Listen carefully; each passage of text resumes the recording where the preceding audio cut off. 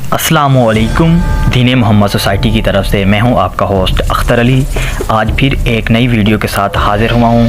तो आज की वीडियो का उन्वान है इब्लीस को मौत कब और कैसे होगी, आखिर ये शैतान कब मरेगा।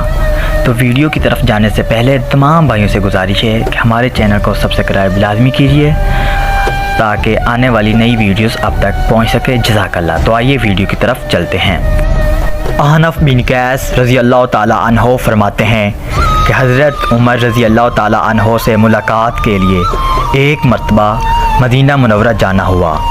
एक मजमा में हज़रत काब अहबार रज़ी अल्लाह ताला अन्हो को तकरीर करते हुए देखा तो मैं भी बैठ गया। वो फरमा रहे थे कि हज़रत आदम अलैहिस्सलाम ने वफ़ात के वक्त अल्लाह ताला से अर्ज़ किया, या अल्लाह मेरी मौत से मेरा अज़ली दुश्मन इब्लीस बहुत खुश होगा, इसको तो क़यामत तक ज़िंदा रहना है। जवाब मिला, आदम तुम इंतकाल के बाद जन्नत में चले जाओगे और वो मलऊन क़यामत तक दुनिया ही में रहेगा। आखिर में उसको मौत आएगी ताकि सारी दुनिया के लोगों को बराबर मौत की तकलीफ़ उठाए। हज़रत आदम अलैहिस्सलाम ने मुल्कुल मौत से फरमाया, इब्लीस की मौत का मंज़र मुझे भी कुछ बताओ। फरिश्ते ने सुनाया शुरू किया। वो इतना दर्दनाक था कि हज़रत आदम अलैहिस्सलाम सुन ना सके।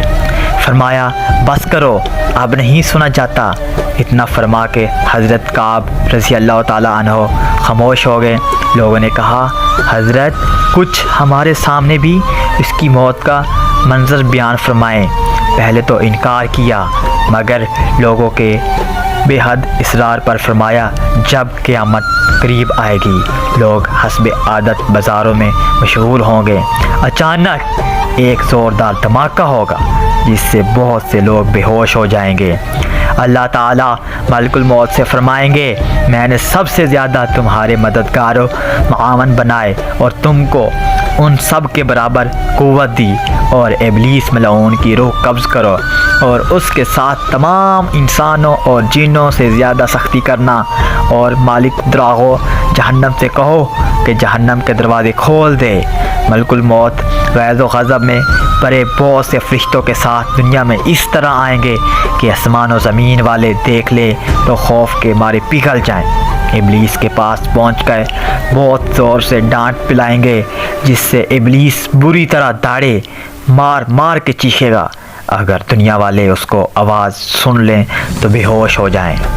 मलकुल मौत इब्लीस से कहेंगे, खबीस तूने बहुत तवील उम्र पाई और बेशुमार इंसानों को गुमराह किया जो तेरे साथ जहन्नम में जाएंगे। आज उन सब के बराबर तुझे मौत का मज़ा चखाऊंगा।